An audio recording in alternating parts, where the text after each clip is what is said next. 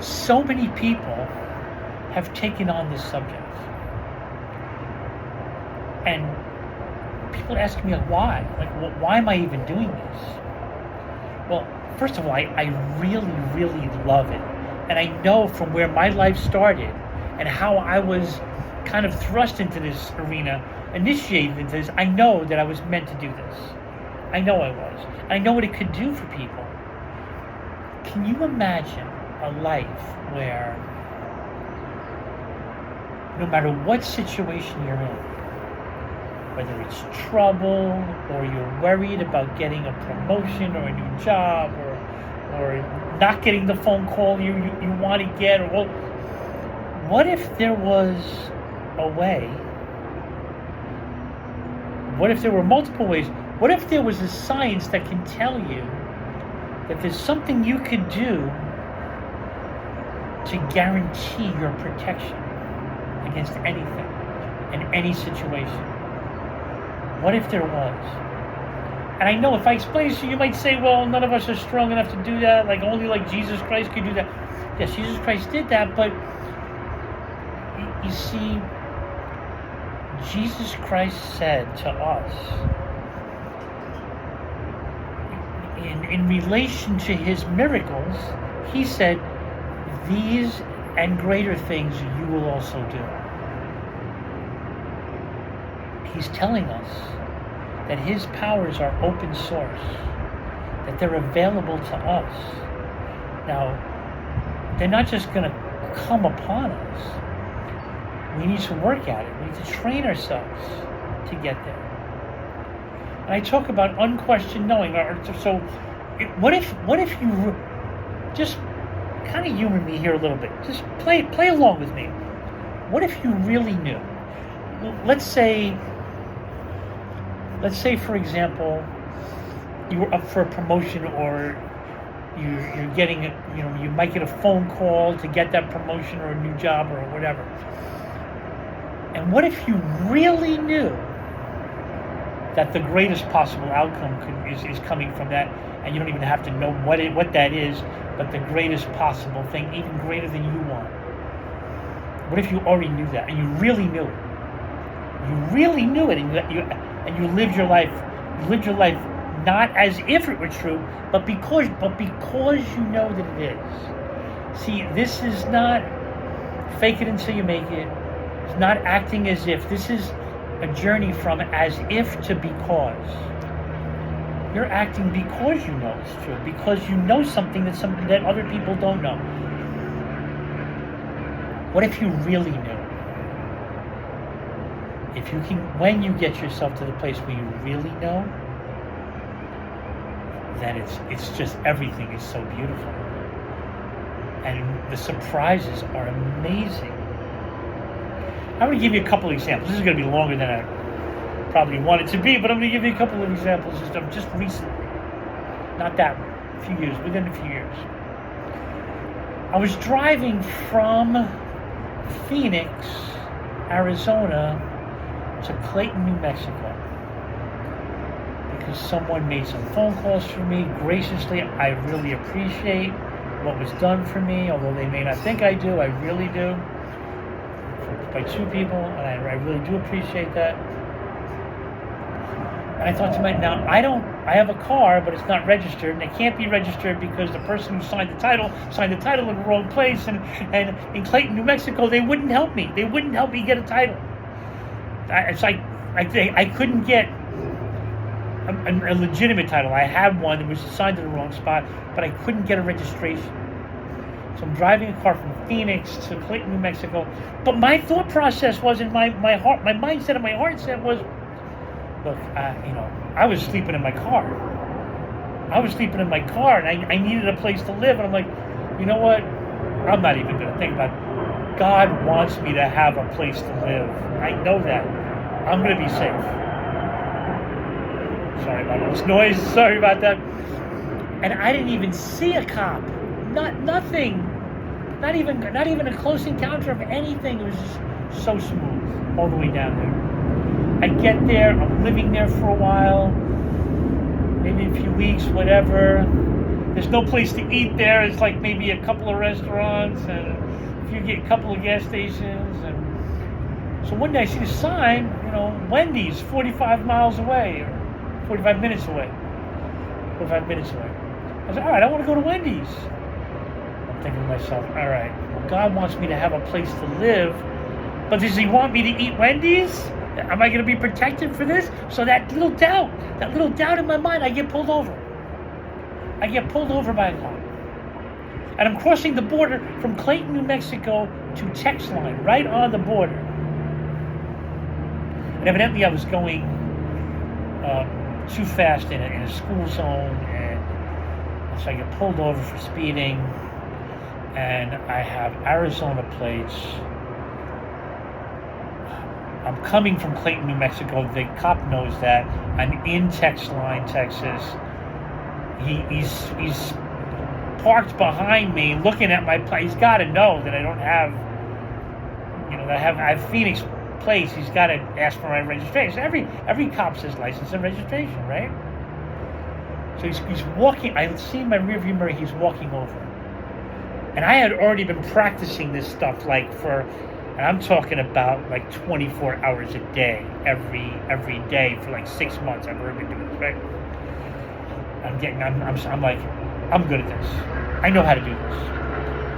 And he's walking over to the car. I don't have like 7 years. I got like 10 seconds, right? I think to myself, I cannot even think a thought that I could believe in. I can't believe he's blind. He's driving on a highway. I can't believe he didn't see my plate standing behind me. I mean, he's parked behind me. I can't believe that. He's got to ask for that, right? I'm like, I have to erase all that. Just erase all of that. All I could do is just soak myself in the feeling of protection and just know. Soak myself in the feeling of protection and just know. I had already resigned myself to the fact I'm okay with getting a speeding ticket. I just don't want to be carted off. I don't want them to take my car away. And I'm far from home, all this stuff. So he comes over and he says, I want to see your license. I want to see if you have insurance. He didn't say anything about registration, right? So I showed him my license, showed him my insurance card. I didn't actually have a physical license, but I had one on my phone because I lost my license. It was from New York and I lost it. But I gave him my passport, and he took the passport and went back to his car. And he's back in his car. He's still behind me, my car's right in front of him. I have a Phoenix plates on the back of my car. He's got to see that. Nothing. No, I stay in that. I know that if I get out of that, I'm dead. But I stay in total protection. He comes back to the car. And he goes, all right, I have to give you a ticket because you were going pretty significantly over the speed limit. It's going through the school zone, so I got to give you a ticket.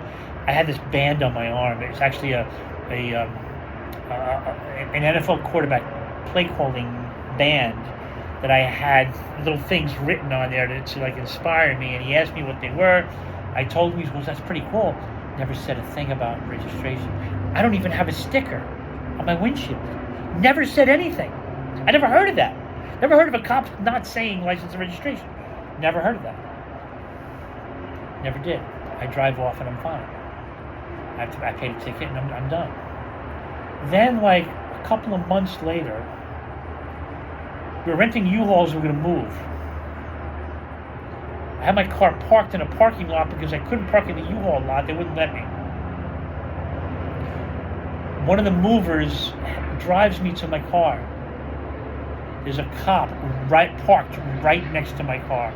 Obviously, I know they ran the plates and they want to see who's going to get in the car because the car's not registered. Cop's right there. And I'm like, oh, son, I'm scared, and I know that the cop ran my plates. That's unquestioned knowing. I know he ran my plates. I know he's going to pull me over. All this negative stuff. I get in the car, he pulls me over. I'm like, all right. So I screwed up the first part of this. I'm not going to screw up the second part. I'm going to soak myself in a feeling of protection, total protection. pulls me over, wants to know why I don't have a registration. I tell him the story. They wouldn't give me one in Clayton, New Mexico. Whatever. And so I tell him the reason why, because the title was signed in the wrong spot, and I'm trying to get it fixed, but I couldn't get it fixed. And anyway, another cop comes and stops, and I have like 3 cop cars there, and they're like, do you mind if we search your vehicle? Because it's been our experience that when someone's car is not registered, that they're smuggling drugs or something. I said, no, please go check my car. I'm no drug dealer for sure. I'd be driving without registration, but I'm not a drug dealer. So I said, please go. I'll open the trunk. You can go look in whatever you want to look at. There was hydrogen peroxide in the back in the trunk and whatever. I had some papers in the back seat. There was nothing. They weren't worried about anything. There was nothing. But I end up getting all. The guy says to me, we'll let you go completely. No ticket, nothing, as long as you can prove to us that the title was signed in the wrong place and that the title is jacked up. In his words, he said that the title's all jacked up. I did. I went to the courthouse, and actually they didn't help me either. They couldn't help me. I ended up they ended up letting me go completely. No ticket, no nothing for not being registered, nothing at all. They just let me go. Right? I never heard of that before. I'm telling you, if you can do the... No, I'm sorry. Stop here. When you learn how to do this,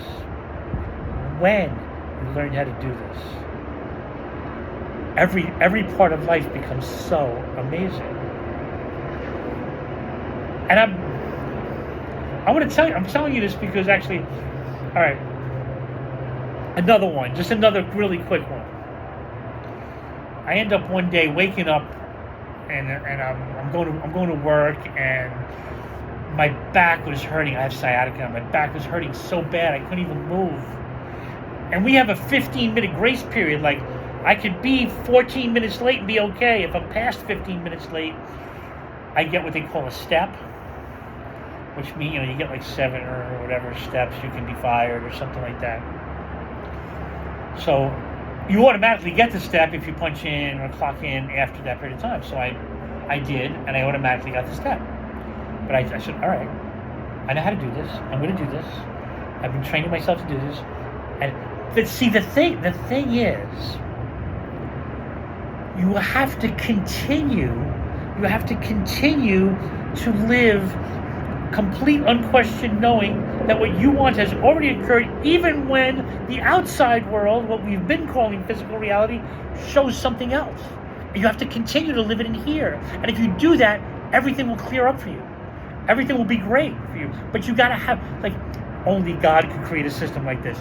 Only Jesus Christ and God can create a system to train us to have faith. Belief, faith, and unquestioned knowing. That's the only God can create a system so perfect. So I did that.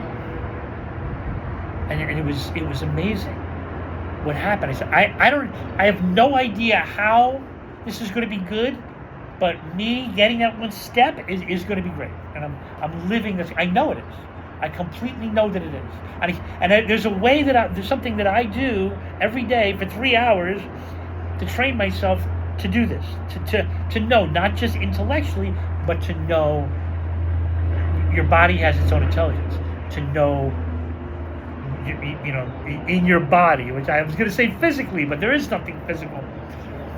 Your brain, your subconscious mind, which is your body, they all got to be trained because they know in a different way. They know in different ways. So I stayed with them. And it might have been more than a week, 2 weeks, whatever it was. I'm still staying with them. I already got the step. So anybody else would say, or I used to say, well, look, I did this. It didn't work. I got the step anyway.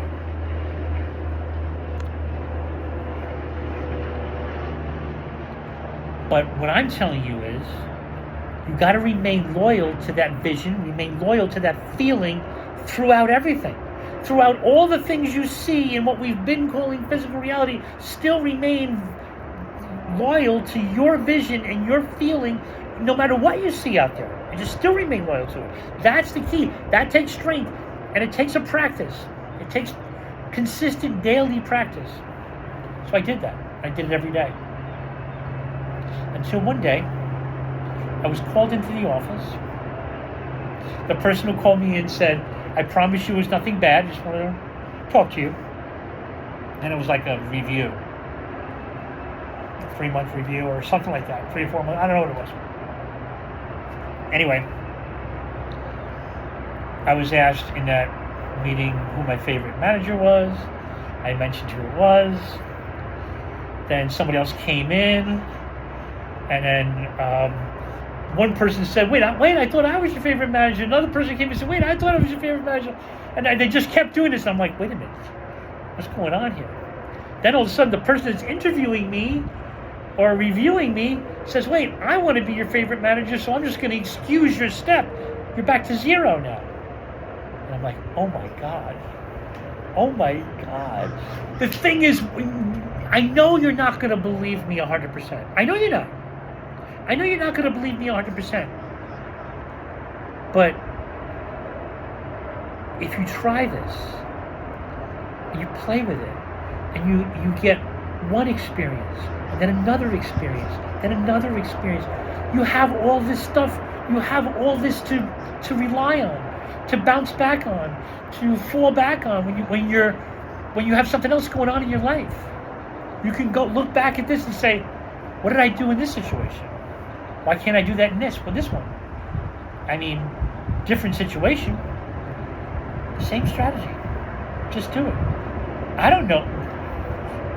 I didn't know how it's going to happen. It was like with the registration thing. I don't know how they're going to let me go, or if they're going to let me go. I don't know. Maybe it would be something else great, but they did let me go. I don't know how this was going to be great, but when one person came in and said they wanted to be my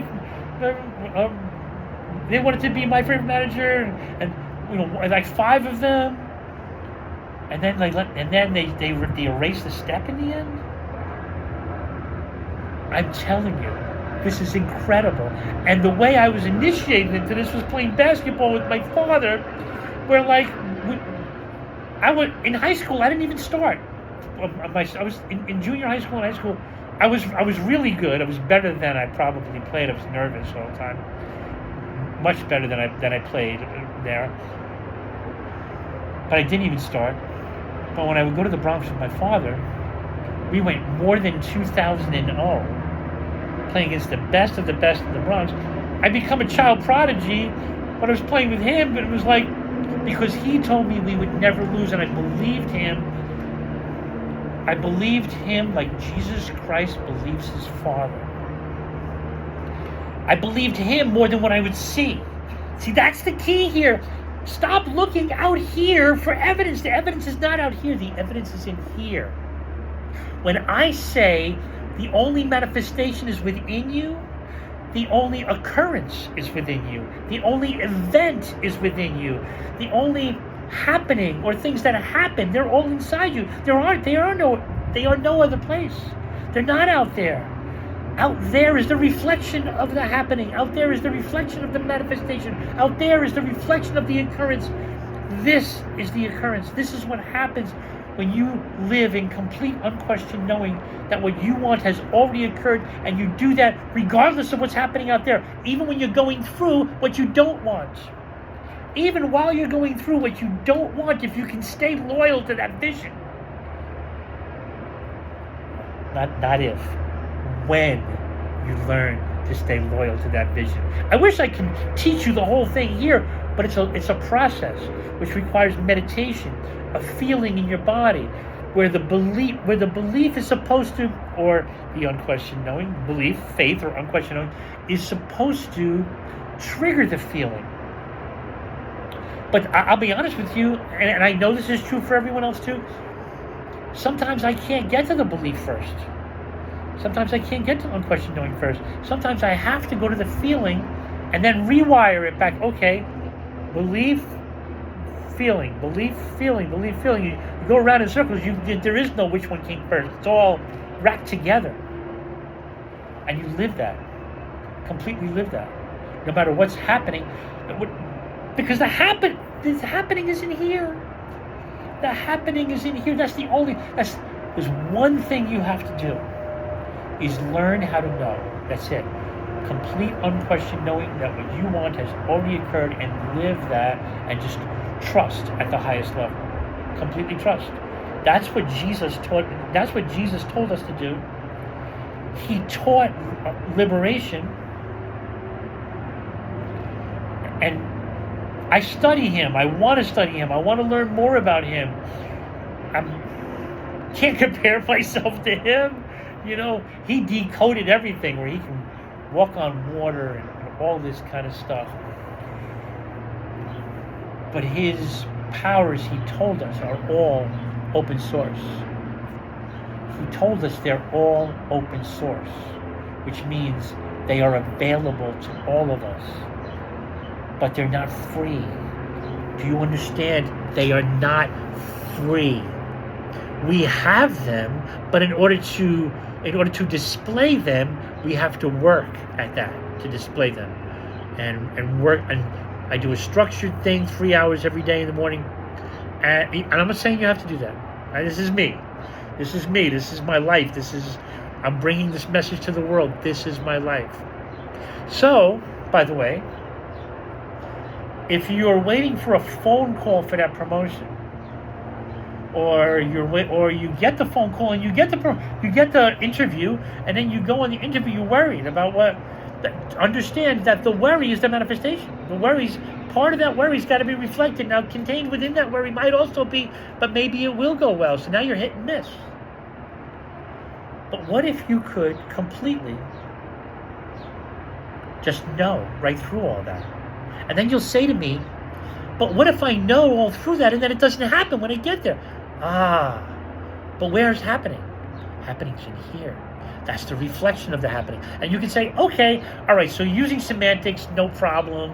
You're using semantics. Okay, so what if I get there and I don't get the reflection I want? You continue to walk through it knowing. And if you do, and when, not if, but when you learn to do that, and when you actually do it, everything changes. Life is so beautiful. It is so beautiful. But understand, see, if you worry about what's going to happen out there, then the worry's got to be reflected. So stop that. And this is the whole thing. No expectation of out there. The one thing you have to do, just one thing. Forget about that. One thing is in here. Complete unquestioned knowing that what you want has already occurred. It doesn't even have to be anything specific. It's got to be the feeling of what that thing is. Let's say you want freedom. What does freedom give you? Freedom gives you money. It gives you the ability to do what you want to do. It gives you the ability to help other people, to help yourself, to grow, to be creative, all the things that come with that.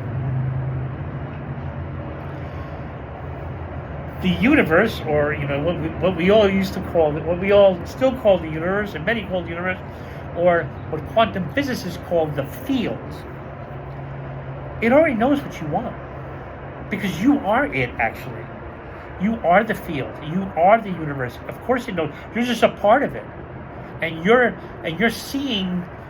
You're viewing that part of you're viewing the universe or the field from a different perspective, and it's viewing you from its different perspective, but you are part of it. So it knows exactly what you want because it is you. So just feel what did Jesus say? Surround yourself with your joy so that your joy may be fulfilled. And what did I say when I was being pulled over? I didn't know about that yet, but I'm just from my own anecdotal experience, I came to this like, all right, this is what I got to do. I'm going to soak myself in the feeling of protection. It's the same thing. Soak yourself in the feeling of freedom. Soak yourself in the feeling of success, and know that it's still. Know that it's still there, and live that it's still there in the face of you maybe not getting that phone call, in the face of you maybe getting a phone call and getting the rejection, and still know, and still know, and still live it. That's what you got to do. And when you do, when you think of it that way, where's the pressure? There is no pressure. There is no pressure. Let it happen. Let it happen and let it surprise you. Everyone says, Dr. Joe Dispenza says, live in the unknown. And I say live in unquestioned knowing. He says live in unknown, I say live in knowing. And people say, well, you guys are at odds with each other. You have different ways of looking at this. No. We have the exact same way of looking at it. We're talking about two different things. He's saying live in the unknown in terms of how it comes, or how it gets reflected. Not how it comes in here. How it gets reflected. They use different words. And I say live in unquestioned knowing, which means you already know it's done. The how's none of your business. The how's none of your business. It's so much fun to find out how it's going to come, and when you get that, bang! It's so much fun to say, oh my God, that was it. Oh man. Anyway. Okay. So remain loyal to the vision and the feeling, right through whatever rejection you get or don't get or whatever. And there's no pressure. There's no pressure of, you have to get rid of all Newtonian constructs.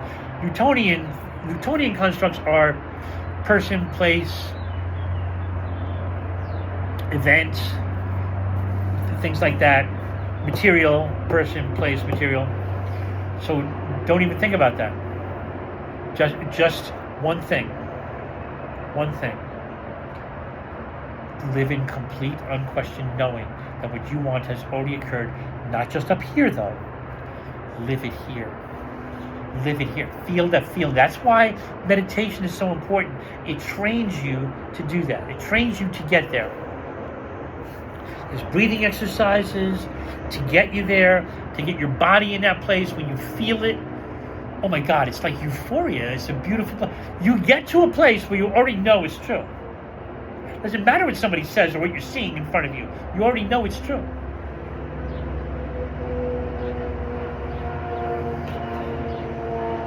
Live in complete, unquestioned knowing. Thank you.